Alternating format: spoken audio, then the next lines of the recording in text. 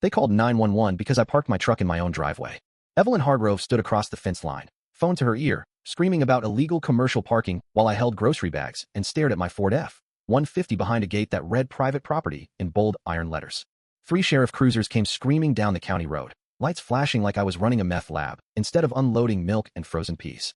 My hands shook as deputies surrounded my vehicle on land I had paid for with 15 years of software contracts and a divorce settlement that left me with nothing but this 10-acre ranch and a dream of peace. I am Daniel Brooks, 58, retired IT consultant, living alone on Brooks Ranch outside Knoxville. The house is cedar and stone, the porch wraps around 3 sides, and the only thing I asked of the world was to be left alone. I bought this place specifically because the listing screamed no HOA, no covenants, no busybody telling me what color mailbox I could have. The county records confirmed it. My lawyer confirmed it. Even the seller, old Mr. Hargrove, laughed when I asked about associations. Son, the only rule here is don't burn the place down. That was 3 weeks before Evelyn Hargrove decided my pickup truck was a threat to civilization.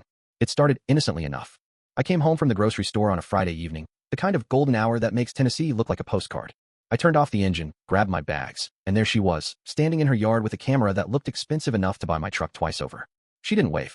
She just kept clicking, zooming in on my license plate, the bumper, the tires. I thought she was a real estate photographer until she marched over the next morning with a manila folder thick enough to choke a horse. Daniel Brooks, she announced, as if we had met 100 times. I am Evelyn Hargrove, president of the Oak Ridge Meadows Homeowners Association. Welcome to the community. She spread photographs across my kitchen table like a prosecutor laying out evidence. Your vehicle violates Covenant Section 15.3, commercial weight limits. The pictures were time-stamped, measured, professional. My F-150 looked like a tank in her slides. There is no HOA on my deed, I said, keeping my voice level the way you do when a telemarketer calls during dinner. Evelyn's smile never wavered. Ignorance of community standards is not an excuse. She knew about my divorce, my retirement income, the exact balance in my savings account. Cooperation is cheaper than litigation, she added, sliding a compliance agreement across the table. $800 in fines plus monthly dues. Sign or face consequences.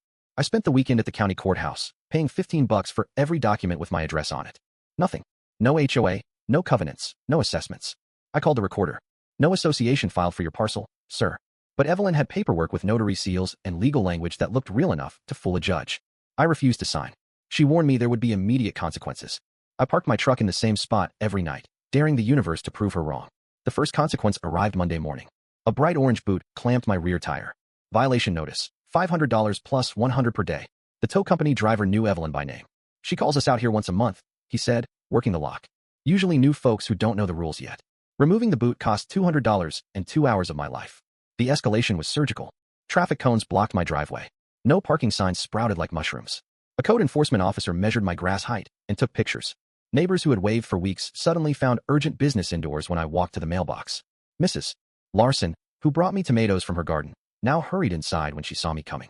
The Wilson kids stopped riding bikes past my fence. Wednesday, they sent a vehicle inspection team. Evelyn arrived with 2 board members and a tow truck driver who looked like he would rather be fishing. They brought portable scales and cameras.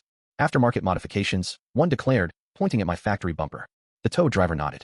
Definitely over 6,000 pounds. They hooked my truck and dragged it away while neighbors filmed and children pointed. The impound lot wanted $850 up front plus $45 per day. My savings account had $1,200 left after buying chicken coop supplies. Evelyn delivered her ultimatum Thursday evening. 48 hours to remove the vehicle or face escalated penalties. After 7 days, trespassing charges and lien proceedings. I called my lawyer. $15,000 minimum to fight in court. 6 months if we are lucky, no guarantee of winning. The math was brutal. I sold furniture, tools, anything that wasn't nailed down.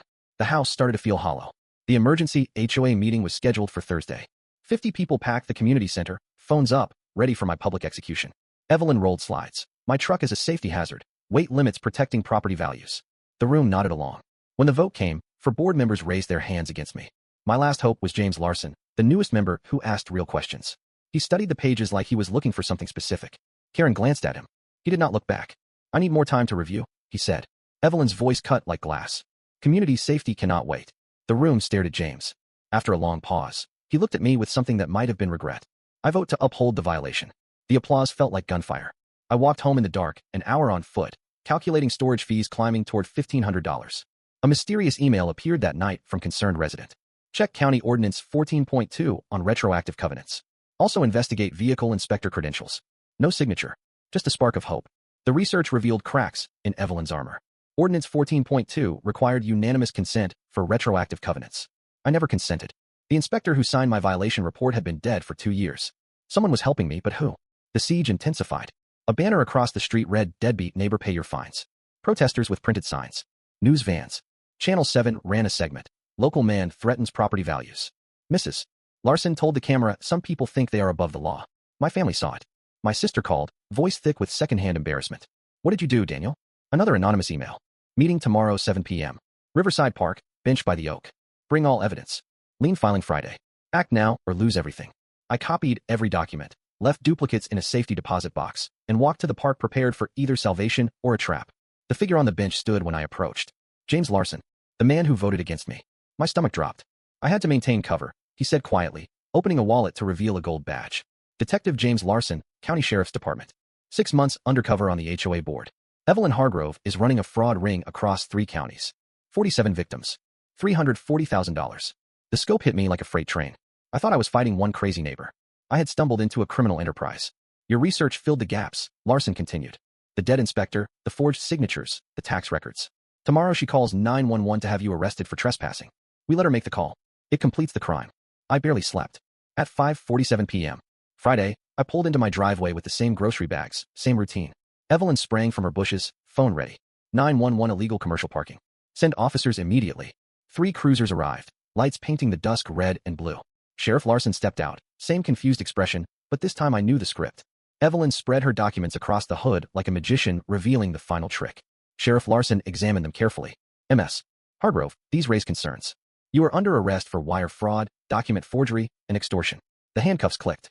Her face went from triumph to terror in seconds. "You cannot do this," she shrieked. "This is my community." Larson did not flinch. "By court order, you are trespassed from the subdivision pending trial." The neighbors who had filmed my humiliation now recorded hers. "Mrs. Larson approached with tears. "We are so sorry, Daniel. We should have listened." The tow company refunded every penny. My truck started on the first try. The bank waived all late fees. My consulting client reinstated my contract with a bonus. Evelyn's trial became front-page news. 47 victims testified. 5 years in prison. $500,000 in restitution. Her house, cars, bank accounts, everything liquidated to pay the people she terrorized. 1 year later, I sit on my expanded porch watching sunset bleed orange across the hills. My F-150 parks where it belongs. A new sign by the gate reads, "Criminal trespass violators prosecuted." The irony makes me smile every time. Neighbors stop by with apologies and casseroles. The Wilson kids help with chores. Detective Larson and his family barbecue every Sunday. The legislature passed Brooks' law, banning retroactive covenants without consent. Evelyn tried to steal my ranch with a phone call and fake paperwork. She ended up trespassed by the sheriff she summoned. Sometimes the bully calls the cops and the cops take the bully away. What do you think? Was I right to fight when everyone turned against me? Or should I have paid to keep the peace? When does self-defense against injustice become stubborn pride? Drop your honest opinion below. No filters, just truth.